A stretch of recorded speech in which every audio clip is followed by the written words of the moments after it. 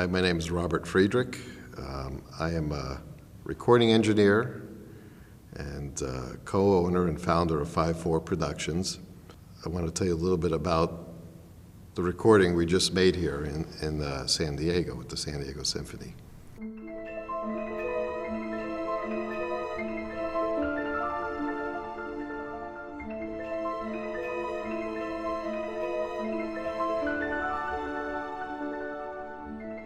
One thing I'm very proud about this recording, as I do my best with a lot of my recording, is to use a lot of ribbon microphones. And the reason why I really love ribbon microphones is that there's something very natural and warm about them, and makes it very easy to make a beautiful recording. And on this particular recording that we did, we used all Royer ribbon microphones on all the interior microphones. We used them on the pianos. We used them on the woodwinds. We used them for a little string sweetening.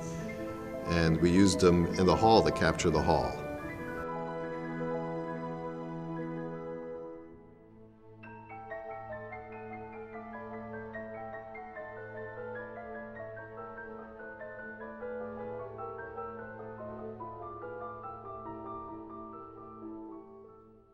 We used the Royer R122Vs, which are a tube version of their R122 microphones. And I just absolutely love those microphones. I've been using these for many years, and they are among my favorite favorite ribbon and tube microphones, for that matter. And I've had only but great results. And on this recording, I used a pair of 122Vs on one piano and a pair of R122s on the other piano, as Carnival of the Animals actually has two pianists playing. And we really needed to put spot mics on these instruments to help balance the soloist. And the interesting thing is, I bring this up, is because each piano had a very different type of timbre to it, and I was able to get a more even matched sound by putting the 122Vs on one instrument and non-tube R122s on the other instrument. As one piano, it was a little bit brighter and one had a little bit darker sound. And using the two different pairs helped smooth them and incorporate the sound very evenly, and yet with enough distinction to give each piano its own character.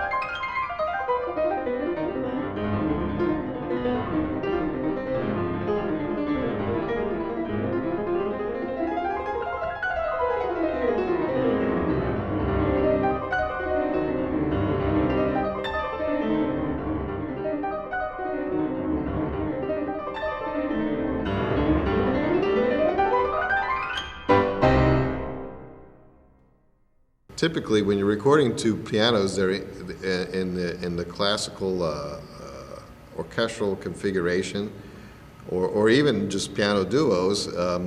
They usually interlock the pianos, and when they interlock the pianos is when, if you point one piano one way and one piano the other way and slide them together so they overlap, and the harp of the piano fits into the other harp of the piano just right. It's almost as if it was designed for that. And you typically would take the lid off of one piano, and the piano that was to the left, with the pianist to the left, that lid would stay up, so the sound would project out into the audience. And that works great for a concert. But in the recording process, we were having a little bit of struggles with that, in that the lid was getting in the way, and the piano without the lid was going up into the main orchestra mics, which is fine, and we like that. But the piano with the lid was not projecting up; it was projecting out. And so we took the lid off of both pianos, and it allowed for a clearer, more impactful sound in the main orchestra microphones.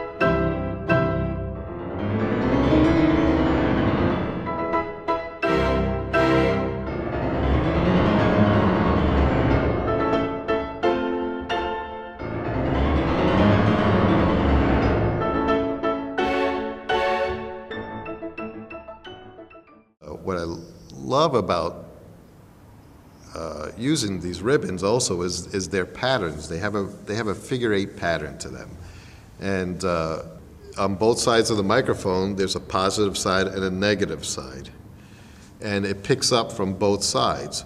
But around the microphone, it's what we call a null, and that's where there's not very good pickup on the sides. And that is actually deliberate. And I was able to use those nulls when I am miking instruments that are reasonably close together, and using the nulls to make sure there's not too much of one instrument going into the other instrument's microphones. And the isolation is fantastic, and I don't have to put my microphones too close. I prefer not to, generally speaking. I like to get a more broad acoustic sound.